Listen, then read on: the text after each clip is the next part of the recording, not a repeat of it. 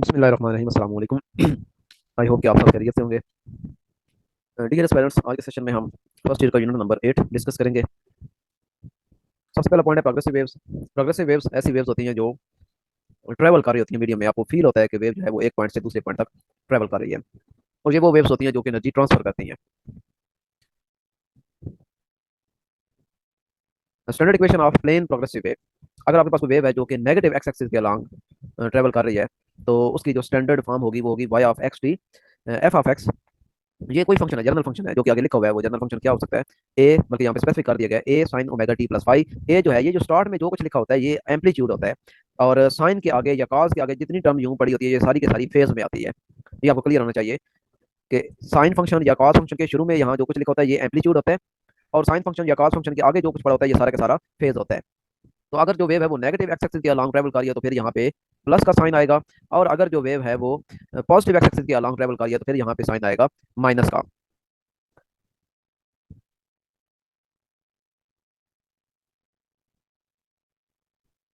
इस सारे जो इक्वेशन हम डिस्कस किए इसके अंदर जो ये एक्स है ये हमें बता रहा है कि जो वेव है वो ट्रेवल करी ऐसा, ये यानी जो अलॉन्ग एक्स एक्सिस इसका जो पॉइंट है वो चेंज हो रहा है। कभी पॉइंट पी वन पे है तो फिर पॉइंट पी टू पे है और फिर पॉइंट पी थ्री पे है, ठीक है। यानी एक्स एक्सिस के अलॉन्ग इसका जो डिस्टेंस है वो कवर कर रही है। और ये जो टाइम टी है, ये टाइम टी हमें बता रहा है कि कितने टाइम के बाद हमारी वेव जो है वो कहाँ पहुंच चुकी होगी। बिल्कुल ऐसे ही जैसे आप नॉर्मली कोई पार्टिकल की बात करते हैं कि टाइम टी के बाद कोई पार्टिकल कहाँ पे पहुंचा होगा।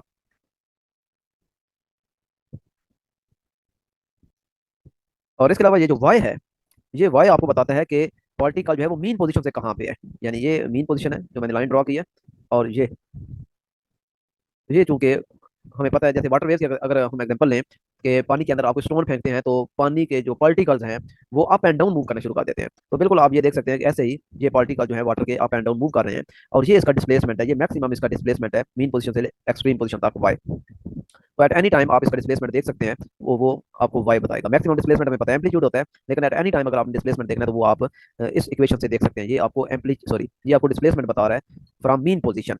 आप टाइम टी की वैल्यू यहाँ पे पुट करेंगे तो जिस टाइम पे आपको डिस्प्लेसमेंट चाहिए होगा वो आपको मिल जाएगा। तो वाई ऑफ एक्स टी जो है लेफ्ट साइड पे जो है ये आपको बता रहा है displacement of wave from mean position.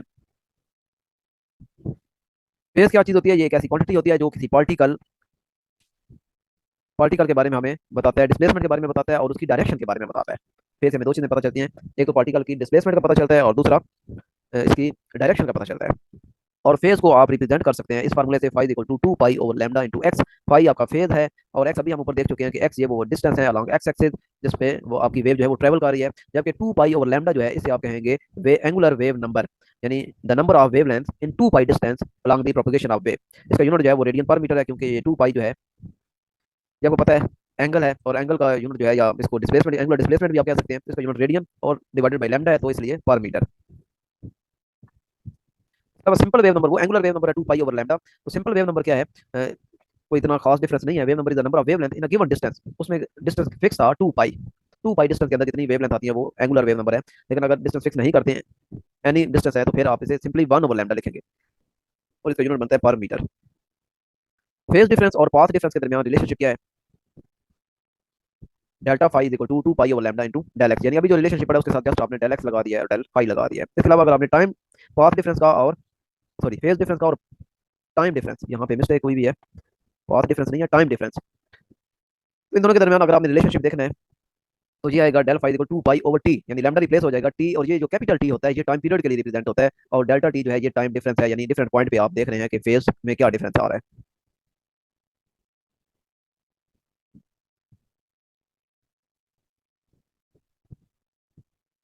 इसके बाद है if a progressive wave is written in the form. यानी अगर आपके पास कोई प्रोग्रेसिव वेव है जो किस फॉर्म में लिखी हुई है, यानी उसके अंदर साइन की टर्म भी है और कॉस की टर्म भी है, तो फिर एम्पलीट्यूड आप कैसे लिखेंगे? फिर आप सिंपली इसका जो कोफिशिएंट है इसका स्क्वायर ले लेंगे, और कॉस का भी आप जो कोफिशिएंट है उसका स्क्वायर ले लेंगे। तो इस तरीके से ए स्क्वायर प्लस बी स्क्वायर का स्क्वायर रूट आप लेंगे तो ये आपको एम्पलीट्यूड मिल जाएगा। लेकिन अगर वेव इक्वेशन इस फॉर्म में लिखी हुई है ए इंटू साइन ओमेगा टी, तो फिर तो ये जो स्टार्ट में कोफिशिएंट है ये आपका एम्पलीट्यूड है। जर्नल वेव इक्वेशन, यानी कोई वेव प्रोपेगेट कर रही है अलॉन्ग एक्स एक्सिस, तो उसकी आपने वेव इक्वेशन लिखनी है जिसमें आप बता रहे हैं कि डिस्प्लेसमेंट जो है वो टाइम के लिहाज से कैसे वेरी कर रहा है, और जो वेव ट्रेवल कर रही है अलॉन्ग एक्स एक्सिस, यानी दो चीज़ों के लिहाज से आप देख रहे हैं। एक आप डिस्प्लेसमेंट देख रहे हैं विद रिस्पेक्ट टू टाइम, और दूसरा आप डिस्प्लेसमेंट देख रहे हैं with respect to distance x. ये एक्स जो है ये डिस्टेंस अलोंग एक्स एक्सिस है। तो ये सेकंड ऑर्डर डिफरेंशियल लिखी हुई है d square y over d square equal to v square into d square y over d x square. यहाँ पे ये जो वी का स्क्वायर है ये आपको बताता है स्पीड ऑफ वेव की, आपकी जो वेव है वो किस स्पीड के साथ प्रोपोगेट कर रही है, किस स्पीड के साथ आगे ट्रेवल कर रही है, या यूं कह रहे हैं कि ये वो स्पीड है जिससे डिस्टर्बेंस आगे जा रही है, क्योंकि वेव एक्चुअली एक डिस्टर्बेंस होती है जो कि मीडियम में प्रोपोगेट करती है एक पॉइंट से नेक्स्ट पॉइंट में। और वेव वेलोसिटी को आप ओमेगा ओवर के भी लिख सकते हैं। अगर आप इसकी डायमेंशन चेक करें तो ओमेगा ओवर के की डायमेंशन बिल्कुल वही आएंगी जो कि वेलोसिटी की होती है। क्वांटम मैकेनिक्स में आपने ये ग्रुप वेलोसिटी और फेज वेलोसिटी पढ़ा होगा, तो ये अब यहाँ पे मैंने वो चीज़ इंट्रोड्यूस नहीं करवाई, तो ये आपकी वो फेज वेलोसिटी है। और ग्रुप वेलोसिटी में सिंपली आपने डी ओमेगा ओवर डी के कर देना होता है। इंटेंसिटी ऑफ वेव, ये इंटेंसिटी का वर्ड यहाँ पे भी आ जाता है, इसका मतलब होता है power per unit area per unit time, sorry energy per unit area per unit time, energy transmitted per unit area per unit time, क्योंकि हमें पता है वेव जो है वो एनर्जी कैरी करती है, तो लिहाजा energy transmitted per unit area per unit time ये आपकी कहलाती है इंटेंसिटी। और इसके अलावा हमें ये भी पता है कि energy transmitted in unit time, energy transmitted in unit time ये होती है पावर।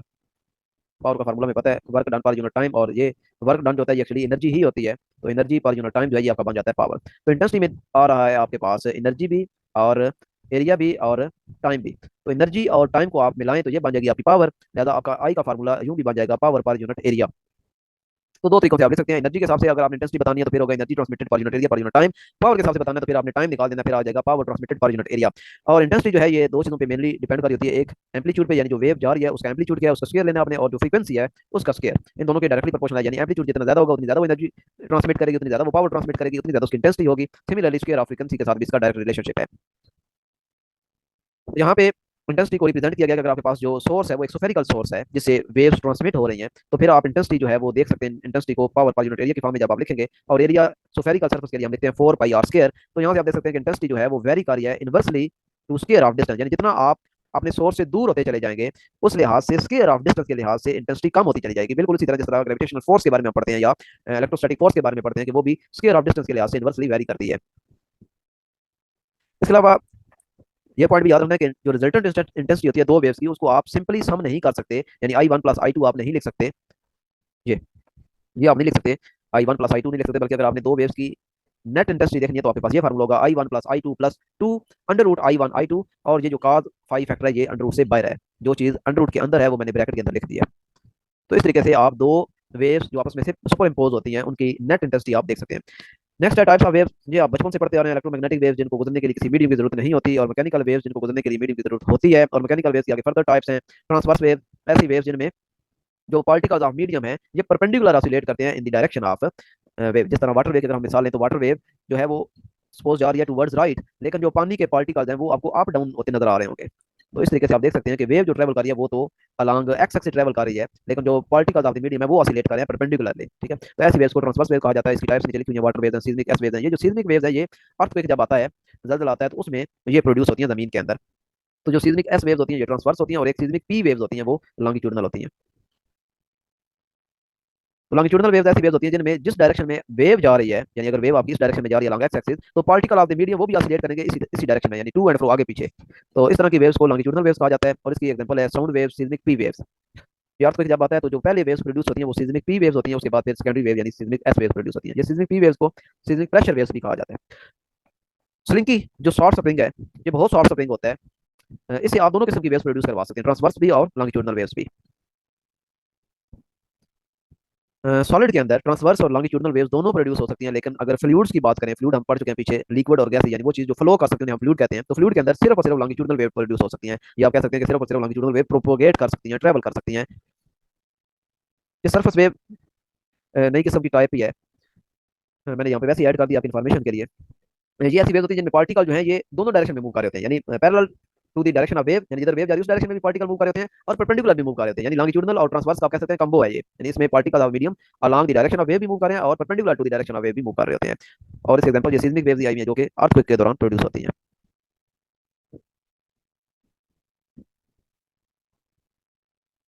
रेक्टर स्केल, जब भी अर्थक्वेक आता है तो रेक्टर स्केल का नाम आप लाजमी सुनते हैं। रेक्टर स्केल पे जल्जले की शिद्दत जो है वो इतनी देखी गई है, तो तकरीबन जो 7.5 जो डिजिट होता है ये जल्जला जो होता है इसे डिजास्टर कहा जाता है, यानी बहुत ज्यादा डेंजरस से कहा जाता है। जब भी अर्थक्वेक आता है तो बहुत ज्यादा अमाउंट ऑफ एनर्जी रिलीज होती है। रेक्टर स्केल जो है जिससे आप जल्जले की पैमाइश करते हैं ये एक लॉगरिथमिक स्केल होता है, और लॉगरिथमिक स्केल याद रखें हम वहां पे यूज करते हैं जहां पे हमारी वैल्यूज बहुत बड़ी होती हैं, जैसा कि टेंथ की बुक में आपने साउंड लेवल देखा होगा, तो वहाँ पे भी है 10 log I/I0। तो अगर आप आई और आई नॉट की वैल्यू देखें, अगर सिंपली आई नॉट की वैल्यू ही देख लें तो वो ये भी आता है 10⁻⁻12 वाट पर स्क्वायर मीटर। और आई जो है वो भी इसी तरीके से 10 समथिंग पावर। तो जहाँ पे बड़ी बड़ी वैल्यूज आ जाती हैं तो उनको फिर प्लॉट करने के लिए हम आम जो स्केल लेते हैं वो सक्सेसफुल नहीं होता, लिहाजा हम फिर लॉगरिथमिक स्केल ले लेते हैं ताकि हमें उस ग्राफ को प्लॉट करना हमारे लिए आसान हो जाए। क्योंकि आपको पता है कि लॉगरिथम में सिंपली जब आप इसी का लॉग आई लेंगे, 10⁻⁻12 को आप जब लॉग लेंगे तो ये -12 को शुरू में ले आएगा और आगे लॉग 10 आ जाएगा। तो ये एक बहुत छोटी सी वैल्यू हो जाएगी जिसको आप आसानी से प्लॉट कर सकते हैं। इसके अलावा रेक्टर स्केल पे जो वैल्यू होती है रेंज, वो 1 से 10 है। यानी कम से कम जो रेक्टर स्केल पे जल्दी की शिद्दत दिखाई जाती है वो 1 होती है, और ज्यादा से ज्यादा जो है वो 10 होती है। और अभी मैंने बताया था कि 7.5 या इससे ज्यादा का जो जल्द होता है वो डिजास्टर कंसिडर किया जाता है, तबाहकुन कंसिडर किया जाता है। और ये भी देखें कि 1 से जब आगे एक पॉइंट आप जाएंगे, ये लॉगरिथमिक स्केल की प्रॉपर्टी है कि 1 से जब आप आगे जाएंगे यानी 2 पे जाएंगे तो एक नंबर नहीं चेंज हो रहा, बल्कि एक्चुअली अर्थक्वेक में आप कह सकते हैं 10 टाइम शिद्दत आई है। और जब आप 2 से 3 की तरफ जाएंगे तो एक नंबर का जल्दला इंक्रीज नहीं हुआ। ये ना समझिएगा कि ये बहुत ही माइनर सी क्वांटिटी है, बल्कि 10 गुना। यानी लॉगरिथमिक स्केल की ये प्रॉपर्टी है कि जब एक नंबर से आप अगले नंबर पे जा रहे होते हैं एक्चुअली आप 10 गुना इंक्रीज कर रहे होते हैं। मैटर वेव्स, ये आपने डी ब्रॉगली वेवलेंथ देखी होगी। यानी जब भी कोई मैटर ट्रैवल करता है, कोई पार्टिकल ट्रैवल करता है, मोशन में होता है, तो उसके साथ भी एक वेव एसोसिएट होती है जिसको आप lambda is equal to h over p. H जो है ये प्लैंक्स कांस्टेंट है, पी जो है ये मोमेंटम है। ठीक है, इसे आप वे देख सकते हैं। लेकिन ये मैटर वेव जो है ये मूविंग पार्टिकल के साथ होती है। अगर कोई पार्टिकल रेस्ट पे है तो उसके साथ मैटर वेव एसोसिएट नहीं होती। ऑडिबल साउंड वेव्स, ये वो साउंड वेव्स होती हैं जो आप सुन सकते हैं 20 हर्ट्ज से लेकर 20,000 हर्ट्ज तक की। इंफ्रासोनिक वेव्स, ये 20 हर्ट्ज से कम फ्रीक्वेंसी की वेव्स होती हैं। अल्ट्रासोनिक, ये 20,000 हर्ट्ज से ज्यादा की साउंड्स होती हैं जिनको आप नहीं सुन सकते। 20 हर्ट्ज भी नहीं सुन सकते, इंफ्रासोनिक भी आप नहीं सुन सकते, और अल्ट्रासोनिक भी आप नहीं सुन सकते। इनके दरमियान जो रेंज है 20 हर्ट्ज और 20 किलो हर्ट्ज के दरमियान रेंज, ये आप सुन सकते हैं। जी ऐसे ही है, 1 से 3 तक आप जा रहे हैं तो इसका मतलब 100 टाइम जो इंटेंसिटी है वो इंक्रीज हुई है अर्थक्वेक की, या कोई भी वो क्वांटिटी जिसको आप लॉगरिथमिक स्केल में ले रहे हैं। शॉक वेव्स, ये अक्सर आप देखते हैं कि जब आप घर में आराम सुकून से बैठे होते हैं तो अचानक से एक गूंज जोरदार आवाज आती है, जैसे आपके घर के दरवाजे हिल जाते हैं और खिड़कियों के शीशे भी हिल जाते हैं, बल्कि बाद टूट जाते हैं। तो ये उस वक्त होता है जब कोई जेट जो है या कोई प्लेन जो है वो स्पीड ऑफ साउंड से अपनी स्पीड एक्सीड करता है। अपनी स्पीड जब स्पीड ऑफ साउंड से बढ़ा देता है, यानी 332 मीटर पर सेकंड से ज्यादा स्पीड करता है, तो वो साउंड बैरियर को तोड़ता है, जिसकी वजह से बहुत ज्यादा शॉक वेव्स प्रोड्यूस होती हैं। एयर के अंदर जो मालिक्यूल्स होते हैं उनमें कंप्रेशन और रेयरफेक्शन में इतना गैप नहीं रहता कि वो आसानी के साथ कंप्रेशन और रेयरफेक्शन आगे पीछे नॉर्मली जैसे ट्रैवल करते हैं ऐसे कर सकें। तो एनर्जी जो है वो बहुत ज़्यादा प्रोड्यूस होती है मॉलिक्यूल्स की वजह से, और बहुत ज़्यादा एनर्जी जो है वो आप तक ट्रांसफर होती है, जिसको शॉक वेव्स कहा जाता है। और जो आवाज़ आपको सुनाई देती है उसको सोनिक बूम कहा जाता है। ये जो स्पीड ऑफ सुपरसोनिक, सुपरसोनिक ये वो वाली स्पीड होती है, या हाँ जी स्पीड, सुपरसोनिक जो है इसका ताल्लुक स्पीड के साथ है। बाकी जितनी भी आपने अभी पीछे पढ़ी हैं, इंफ्रासोनिक या अल्ट्रासोनिक या इस तरह की चीजें, उनका ताल्लुक फ्रीक्वेंसी के साथ था। यानी 20 हर्ट्ज से लेस फ्रीक्वेंसी है तो इंफ्रासोनिक, 20 हर्ट्ज से ज्यादा है तो अल्ट्रासोनिक। लेकिन ये जो सुपरसोनिक है इसका ताल्लुक फ्रीक्वेंसी से नहीं है बल्कि स्पीड के साथ। और वो स्पीड क्या है? हमारी रेफरेंस स्पीड है, स्पीड ऑफ साउंड। यानी स्पीड ऑफ साउंड से जब आपकी स्पीड बढ़ जाएगी तो फिर सुपरसोनिक स्पीड कहलाएगी। और इसको हम रिप्रेजेंट करते हैं मैक नंबर के साथ। मैक नंबर एक्चुअली रेश होती है दो चीजों की, speed of object divided by speed of sound. तो मैक नंबर सुपरसोनिक के लिए हमेशा मैक नंबर जो होता है वो ग्रेटर देन 1 होता है सुपरसोनिक के लिए, क्योंकि स्पीड ऑफ ऑब्जेक्ट जो होता है वो ग्रेटर होता है स्पीड ऑफ साउंड से। तो लिहाजा आपका आंसर हमेशा फिर ग्रेटर देन 1 आएगा for supersonic. Speed of sound in air, general formula जो है स्पीड ऑफ साउंड का वो है v equal to under root E over rho. E जो है ये इलास्टिसिटी ऑफ द मीडियम है, जबकि रो जो है ये डेंसिटी ऑफ मीडियम है। दो साइंटिस्ट थे, फिजिस्ट थे, जिन्होंने स्पीड ऑफ साउंड कैलकुलेट किया था। न्यूटन, न्यूटन ने कहा कि जब साउंड ट्रेवल करती है एयर के अंदर तो उसमें जो कंप्रेशन और रेयरफेक्शन होती है उनके दरमियान जो एयर है उसका टेम्परेचर कांस्टेंट रहता है। यानी उसने बॉयल लॉ को यूज किया था, आइसोथर्मल प्रोसेस कंसीडर किया था, p v is equal to constant वाला फार्मूला उसने अप्लाई किया था। और उसने जो स्पीड ऑफ साउंड कैलकुलेट की थी, ये डेरिवेशन आपकी बुक में गिवन है, मैंने सिंपली यहाँ पे आपको एक्सप्लेन कर रहा हूँ। उसका जो फार्मूला आया था वो आया था v is equal to P over rho. और जहाँ से आप आसानी से देख सकते हैं कि जो जनरल फार्मूला है वो है v is equal to E over rho. और उसने जो कैलकुलेट किया था वो आया था v is equal to P over. इसका मतलब है कि जो मॉडुलस ऑफ इलास्टिसिटी है वो रिप्लेस हो गया प्रेशर के साथ। यानी आप कह सकते हैं कि एयर का जो मॉडुलस ऑफ इलास्टिसिटी है वो प्रेशर के इक्वल आता है, e is equal to p. और मॉडुलस ऑफ इलास्टिसिटी आपको पता है स्ट्रेस ओवर स्ट्रेन होता है। स्ट्रेस को आप यहाँ पे डेल्टा पी लेंगे और जो स्ट्रेन है वो आएगी ratio of delta v to v. और इसका जो नेट आपके पास आंसर आएगा वो प्रेशर आएगा, क्योंकि इलास्टिसिटी जो है वो पी के इक्वल है। तो लिहाजा इस सारी टर्म्स का आंसर जो है वो आपको पी मिलेगा। लेकिन इसने जब स्पीड कैलकुलेट की तो ये आई थी 280 मीटर पर सेकंड, जो कि स्टैंडर्ड वैल्यू यानी 332 मीटर पर सेकंड से बहुत लेस थी। बाद जगहों पे 342 मीटर पर सेकंड स्पीड भी होती है, तो इसमें कंफ्यूज नहीं होना 332 मीटर पर सेकंड या 342 मीटर पर सेकंड। फिर आया लैपलेस, उसने कहा इतना ज्यादा डिफरेंस आ रहा है तो कुछ तो गड़बड़ थी न्यूटन के फार्मूले में। तो इसने कहा कि जब साउंड ट्रैवल करती है तो एयर के मॉलिक्यूल्स के दरमियान जो टेम्परेचर है ड्यूरिंग रिएक्शन और कंप्रेशन वो कांस्टेंट नहीं रहता, बल्कि आइसोथर्मल प्रोसेस नहीं है बल्कि आइडियाबैटिक प्रोसेस है। और उसने बॉयल लॉ को चेंज कर दिया, पी वी की power gamma is equal to constant. Gamma जो है ये दो चीजों की रेशियो होती है, C P over C V. यानी specific heat at constant pressure divided by specific heat at constant volume. तो फिर जो फार्मूला उसने निकाला था वो आया था v equal to under root gamma P over rho, यानी एक एक्स्ट्रा टर्म जो है वो इन्वॉल्व हुई है गैमा, यानी मॉडुलस ऑफ इलास्टिसिटी जो लेप्लेस ने निकाला था वो आया था गैमा पी। गैमा की वैल्यू नीचे दी हुई है मोनोटॉमिक डायटोमिक और ट्राइटोमिक मॉलिक्यूल्स के लिए। तो चूंकि यहाँ पे एयर की बात हो रही है और एयर को आप कंसीडर करेंगे ऑक्सीजन O2, ठीक है, तो गैमा की वैल्यू आप यहाँ पे वो लेंगे जो डायटोमिक मॉलिक्यूल होती है यानी 1.40, ये आप पुट करेंगे, ये 1.40। आगे ये वाली जो टर्म है पी ओवर रो ये हमने ऑलरेडी कैलकुलेट की हुई है, ये वैल्यू ऊपर न्यूटन ने ऑलरेडी हमें बताई थी कि 280 आती है, ये 280 आई हुई थी, बस हमने सिर्फ 1.4 का स्क्वायर रूट लेना है, दोनों को जब मल्टीप्लाई करेंगे तो इसका आंसर आता है 333 मीटर पर सेकंड, जो कि बहुत क्लोज है स्टैंडर्ड वैल्यू के। इसके बाद अब हम देखने जा रहे हैं कि स्पीड का जो रिलेशनशिप है वो टेम्परेचर के साथ और मॉलिक्यूलर मैस के साथ क्या रिलेशनशिप है। तो अभी जो ऊपर फार्मूला था गैमा पी ओवर रो, उसमें आप गैमा पी को रिप्लेस कर दें gamma r t over m. ये कैसे रिप्लेस हुआ है, ये बड़ा सिंपली आप रिप्लेस कर सकते हैं, आइडियल गैस इक्वेशन को यूज करें, p is equal to n r t. यहाँ से आप पी की वैल्यू अगर आप निकालेंगे तो ये बनेगा n r t over v, तो ये आप पुट कर देंगे उस इक्वेशन में जो कि आपके पास यूं थी, गैमा पी ओवर रो, इसमें पुट कर दें तो ये आएगा गैमा पी की जगह आ जाएगा n r t divided by rho already हमारे पास है और ये वी भी नीचे ही आ जाएगा। और रो को आपको पता है मैस पर यूनिट वॉल्यूम होता है, वॉल्यूम जब रो से मल्टीप्लाई हो जाएगा तो ये आ जाएगा मैस के इक्वल। तो इस तरीके से आपका ये फार्मूला चेंज हो जाएगा, gamma n r t divided by molecular mass. N जो है ये नंबर ऑफ मोल है, तो इसको आप फिक्स कर दें कि आप एक मोल ले रहे हैं एयर का, तो लिहाजा एन यहाँ से 1 हो जाएगा और gamma r t over m ये वाला फार्मूला का डिराइव हो जाएगा। तो ये डेरिवेशन को इतनी ज्यादा मुश्किल नहीं होती, सिर्फ सोचना होता है कि इन चीजों को कैसे लेके आना है। तो देखिए मैंने उसी चीज से इसको डिराइव कर लिया है।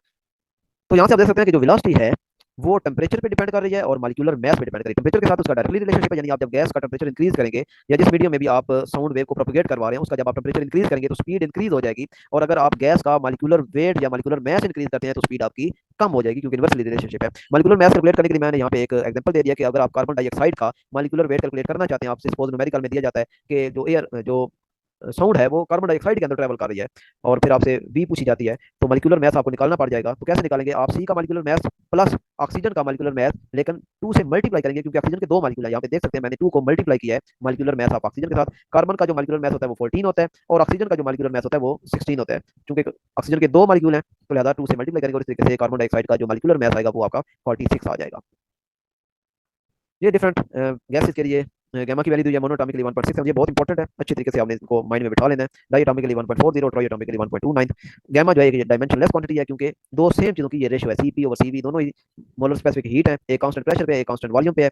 अब हम देखते हैं कि effect of pressure density and temperature and humidity on speed of sound, यहाँ पे स्पीड ऑफ वेव लिखा हुआ है, स्पीड ऑफ साउंड। तो प्रेशर का स्पीड ऑफ साउंड के साथ कोई ताल्लुक नहीं है। देखने में आपको लगेगा कि v जो है वो इक्वल है गैमा पी ओवर रो, तो देखने से तो आप कहेंगे कि जो प्रेशर है उसके साथ डायरेक्टली रिलेशनशिप है, लेकिन एक बात और देखें, प्रेशर के नीचे एक चीज है डेंसिटी। तो प्रेशर जब आप इंक्रीज करेंगे तो डेंसिटी क्या हो जाएगी, वो भी इंक्रीज हो जाएगी। क्यों भला, क्योंकि जो डेंसिटी है वो होता है मैस पर यूनिट वॉल्यूम, तो प्रेशर इंक्रीज करने से वॉल्यूम कम हो जाता है गैस का, तो जब वॉल्यूम कम होगा तो डेंसिटी भी इंक्रीज कर जाएगी, ठीक है। तो इसलिए अगर आप प्रेशर इंक्रीज करते हैं गैस का तो डेंसिटी को आप कांस्टेंट नहीं रख सकते, डेंसिटी भी इंक्रीज कर जाएगी क्योंकि गैस का वॉल्यूम कम हो जाएगा। तो लिहाजा प्रेशर को इंक्रीज करने से या प्रेशर को डिक्रीज करने से स्पीड ऑफ साउंड पे कोई इफेक्ट नहीं पड़ेगा, क्योंकि साथ ही उसको एक किस्म का कह सकते हैं बैलेंस कर देगी जो चीज वो है डेंसिटी। अब आते हैं डेंसिटी पे, तो डेंसिटी का इनवर्स रिलेशनशिप है, अगर आप मीडियम की डेंसिटी इंक्रीज करते हैं तो स्पीड ऑफ साउंड डिक्रीज हो जाएगी, क्योंकि इनवर्सली रिलेटेड है डेंसिटी के साथ। टेम्परेचर की बात करें तो टेम्परेचर बढ़ाने से स्पीड ऑफ साउंड बढ़ेगी, ये अभी रिलेशनशिप हमने देख ली है। दो डिफरेंट टेम्परेचर पे अगर आपने स्पीड ऑफ साउंड कंपेयर करनी है तो ये फार्मूला यूज करेंगे v2 by v1 is equal to t2 over t1। ये क्यों t2 ओवर t1 आया है, क्योंकि गैमा जो है ये कांस्टेंट कट जाएगा, r जो है यूनिवर्सल गैस कांस्टेंट कट जाएगा, m जो है ये molecular mass of that gas है, तो वो चूंकि एक ही मीडियम है, मीडियम तो एक लिया हुआ है हमने, सिर्फ हम टेम्परेचर उसका चेंज कर रहे हैं, तो लिहाजा m भी कट जाएगा, तो आपके पास सिर्फ और सिर्फ जो टर्म रह जाएगी वो ऊपर t2 और नीचे t1, क्योंकि डायरेक्ट रिलेशनशिप है, लिहाजा v2 के लिए ऊपर t2 आएगा और v1 के लिए नीचे t1 आ जाएगा। यहाँ पे ये याद रखना है कि ये जो टेम्परेचर आपने लेना है ये केल्विन के अंदर लेना है, यानी अगर आपको डिग्री सेल्सियस में दिया गया तो आपने 273 उसमें ऐड कर देना है ताकि वो केल्विन में कन्वर्ट हो जाए। इसके अलावा स्पीड ऑफ साउंड का एक और रिलेशनशिप है टेम्परेचर के साथ, वो है vt equal to v naught plus 0.61 t। ये vt एट टेम्परेचर t और v नॉट जो है ये टेम्परेचर एट 0 डिग्री सेंटीग्रेड। और यहाँ पे जो t छोटा दिया हुआ है, ये कंफ्यूज नहीं होना कि ये टाइम है, ये टाइम नहीं है, बल्कि ये टेम्परेचर इन डिग्री सेंटीग्रेड है। तो ये उस वक्त यूज होता है जब आपका टेम्परेचर बहुत ही माइनर चेंज हो रहा हो, यानी फार्मूले दोनों ही टेम्परेचर के लिए हैं, ये भी टेम्परेचर के साथ रिलेशनशिप है, ये भी टेम्परेचर के साथ, लेकिन ये उस वक्त यूज होता है जब आपका टेम्परेचर लार्ज चेंज हो रहा है, यानी 27 डिग्री सेंटीग्रेड से आपने इकट्ठा बढ़ा के 70 डिग्री सेंटीग्रेड पे आप चले गए हैं, बहुत ज्यादा टेम्परेचर इंक्रीज कर दिया, उस वक्त आप वो यूज करेंगे, लेकिन केल्विन में लेके जाना है, ये याद रखिएगा। लेकिन ये जो नीचे वाला फार्मूला है उस वक्त यूज करेंगे जब आपका टेम्परेचर बहुत कम चेंज हो, यानी 1 डिग्री सेंटीग्रेड चेंज हो रहा है, 2 डिग्री सेंटीग्रेड चेंज हो रहा है, उस वक्त आपने ये फार्मूला यूज करना है। यहाँ पे एक और चीज है जो है 0.61 की डायमेंशन। डायमेंशन हमने देखा था कि कोई भी इक्वेशन उसके अंदर जितनी टर्म्स हो सबकी डायमेंशन सेम होती है, तो क्योंकि इसकी लेफ्ट साइड पे वेलोसिटी है, इसका मतलब है इसकी डायमेंशन वेलोसिटी वाली है, यानी मीटर पर सेकंड है।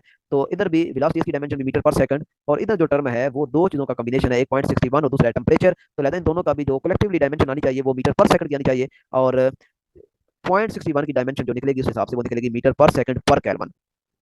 ये आपकी असाइनमेंट है, आपने कैलकुलेट करके बतानी है कि वाकई 0.61 की जो डायमेंशन है वो मीटर पर सेकंड पर केल्विन है। This is your assignment. Coefficient of volume expansion, ये अभी जो सारी कैलकुलेशन ऊपर की है 0.61 वाली, इसकी डेरिवेशन में ये आता है कि बीटा जो है, इस ये आपको पता है ये कोफिशिएंट ऑफ वॉल्यूम एक्सपेंशन कहलाता है, अल्फा जो है ये कोफिशिएंट ऑफ लीनियर एक्सपेंशन होता है, यानी अगर कोई चीज जो है वो सिर्फ वन डायमेंशनल एक्सपेंड हो रही हो तो फिर हम अल्फा लेते हैं, लेकिन अगर कोई चीज थ्री डायमेंशन में एक्सपेंड हो रही हो तो फिर हम बीटा लेते हैं। तो एयर के लिए बीटा की वैल्यू जो है वो 1/273 है। नेक्स्ट है कि लिक्विड के अंदर जो स्पीड ऑफ साउंड होती है वो 5 गुना ज्यादा होती है एज कम्पेयर टू गैसेस के, और सॉलिड के अंदर जो है वो 15 टाइम ज्यादा होती है एज कम्पेयर टू गैसेस के। उसकी रीजन ये है कि स्पीड ऑफ साउंड हमें पता है डिपेंड करती है elasticity of the medium divided by density. तो सॉलिड के लिए जो ई की वैल्यू होती है इलास्टिसिटी ऑफ मीडियम वो बहुत ज्यादा होता है एज कम्पेयर टू लिक्विड का और एज कम्पेयर टू गैसेस के। तो ये वो चीज है जिसकी वजह से स्पीड ऑफ साउंड जो है वो सॉलिड के अंदर ज्यादा होती है, लिक्विड के अंदर उससे कम, और गैसेस में सबसे कम, क्योंकि वी जो है वो इलास्टिसिटी ऑफ मीडियम पे डिपेंड करती है और सॉलिड का इलास्टिसिटी ऑफ मटेरियल जो है वो सबसे ज्यादा होता है, लिहाजा सॉलिड के अंदर स्पीड ऑफ साउंड भी ज्यादा होती है। ह्यूमिडिटी का क्या इफेक्ट होता है, नमी का। तो जब हवा के अंदर गैस के अंदर नमी आ जाती है तो क्या होता है, उसकी जो डेंसिटी है वो डिक्रीज हो जाती है। और डेंसिटी डिक्रीज होने का मतलब ये है कि अभी ऊपर रिलेशनशिप हमें पता है वी जो है ये इनवर्सली प्रोपोर्शनल होता है डेंसिटी के। तो डेंसिटी जब डिक्रीज हो गई है, ह्यूमिडिटी इंक्रीज हुई है लेकिन डेंसिटी जो है वो डिक्रीज हुई है, तो डेंसिटी डिक्रीज होने से वेलोसिटी जो है वो इंक्रीज हो जाएगी, यानी स्पीड ऑफ साउंड बढ़ जाएगी नमी वाली हवा के अंदर या नमी वाली गैस के अंदर। इंटरफेरेंस ऑफ वेव, दो या दो से ज्यादा वेव्स हैं उनको जब आप ऐड अप करते हैं तो हम कहते हैं कि वेव्स का ऐसा फिनोमेना जिसे इंटरफेरेंस कहा जाता है। बाकी इसकी डिटेल आगे आएगी, यहाँ पे सर से एक लाइन में लिखा हुआ इंटरफेरेंस के बारे में। स्टेशनरी वेव जो है ये भी एक्चुअली इंटरफेरेंस ऑफ वेव ही होती है, लेकिन इसमें ये है कि जो वेव्स होती है उनकी सेम फ्रीक्वेंसी होती है लेकिन डिफरेंट डायरेक्शन में मूव कर रही होती है, यानी एक जो है वो अलॉन्ग एक्स एक्सिस है, पॉजिटिव एक्स एक्सिस है, तो दूसरी वेव जो है वो अलॉन्ग नेगेटिव एक्स एक्सिस है। और फॉर्मेशन ऑफ बीट्स, ये भी इंटरफेरेंस ही फिनोमेना है बेसिकली, लेकिन इसमें यह है कि दोनों वेव्स जो हैं उनका फ्रीक्वेंसी में माइनर सा डिफरेंस होता है, तकरीबन 10 हर्ट्ज तक का डिफरेंस होता है। 10 हर्ट्ज से ज्यादा का डिफरेंस हो तो फिर आप प्रॉपर बीट्स नहीं सुन पाते। लिसाजियस फिगर क्या होती है, ये जब दो परपेंडिकुलर सिंपल हार्मोनिक मोशन को आप ऐड करते हैं, यानी दो पार्टिकल्स हैं जो सिंपल हार्मोनिक मोशन परफॉर्म कर रहे हैं और एक दूसरे के परपेंडिकुलर हैं, तो उनके कॉम्बिनेशन से आपके पास जो फिगर बनती है ये लिसाजियस फिगर बनती है। ये बीएससी का जब टॉपिक आएगा तो उसमें डिटेल से देखें। तो इंटरफेरेंस ऑफ वेव्स अभी हम डिटेल से देखते हैं कि इंटरफेरेंस ऑफ वेव है क्या चीज, क्योंकि बीट्स और स्टेशनरी वेव का तलब भी इंटरफेरेंस के साथ ही होता है, बेसिकली वो फिनोमेना इंटरफेरेंस का ही है। तो जब दो वेव्स हैं जिनकी सेम फ्रीक्वेंसी है, सेम वेवलेंथ है, सेम वेलोसिटी है, ठीक है, moves in same direction, their superimposition results in the interference. Due to interference the resultant intensity of sound at the point is different from the sum of intensity. ये हम ऊपर भी देख चुके हैं, इंटरफेरेंस की वजह से जो रिजल्टेंट इंटेंसिटी आएगी वो सिंपली आप उन्हें ऐड करके नहीं निकालेंगे, बल्कि उसका फार्मूला अलग i1 plus i2 plus 2i1 i2 का स्क्वायर रूट और साथ cos फाई। इंटरफेरेंस दो टाइप की होती है, कंस्ट्रक्टिव और डिस्ट्रक्टिव। कंस्ट्रक्टिव में एम्पलीट्यूड ऐड अप हो जाता है, एम्पलीट्यूड बढ़ जाता है, इंक्रीज हो जाता है इंडिविजुअल वेव के एम्पलीट्यूड से, नेट जो एम्पलीट्यूड होता है वो इंक्रीज कर जाता है। लेकिन डिस्ट्रक्टिव इंटरफेरेंस में वेव इस तरीके से मिलती है कि उनका जो नेट एम्पलीट्यूड होता है वो इंडिविजुअल एम्पलीट्यूड से कम हो जाता है। इंटरफेरेंस में ना तो एनर्जी क्रिएट होती है और ना ही एनर्जी डिस्ट्रॉय होती है, जस्ट रीडिस्ट्रीब्यूट होती है एनर्जी। अगर आपने ऑब्जर्व करना इंटरफेरेंस का फिनोमेना तो आपके जो सोर्सेज हैं जो वेव्स प्रोड्यूस करवा रहे हैं वो कोहेरेंट होने चाहिए। कोहेरेंट सोर्सेज कौन से होते हैं, नीचे डिटेल लिखी है। The source which emits a light wave with the same frequency wavelength and phase और having a constant phase difference, यानी ऐसे सोर्स जो ऐसी लाइट एमिट कर रहे हैं या ऐसी साउंड एमिट कर रहे हैं जिनकी फ्रीक्वेंसी भी सेम है, वेवलेंथ भी सेम है और जो फेज है वो भी सेम है, या फिर जो फेज डिफरेंस है वो कांस्टेंट है, यानी जितना डिफरेंस चल रहा है हर पॉइंट पे उतना ही डिफरेंस होना चाहिए फेज का, तो ऐसे सोर्स को कोहेरेंट सोर्स कहा जाता है। तो इंटरफेरेंस के लिए कोहेरेंट सोर्स का होना मस्ट है। Difference between stationary waves and beats. Stationary waves जो है ये एक्चुअली इंटरफेरेंस से ही प्रोड्यूस होती हैं, वेव्स की इंटरफेरेंस से, लेकिन इसमें जो वेव्स होती हैं वो ट्रेवल करती हैं opposite direction, having same frequency. लेकिन बीट के अंदर जो है वो सेम डायरेक्शन में वेव्स ट्रेवल करती हैं, लेकिन उनकी जो फ्रीक्वेंसी है वो स्लाइटली डिफरेंस होती है, तकरीबन 10 हर्ट्ज तक का डिफरेंस हो सकता है। 10 हर्ट्ज से अगर ज्यादा डिफरेंस होगा तो फिर आप प्रॉपर बीट्स नहीं सुन पाएंगे। और नोड्स पे जो प्रेशर होता है वो मैक्सिमम होता है और डेंसिटी भी मैक्सिमम होती है। नोड आपको पता है ये वो पॉइंट होते हैं जहाँ पे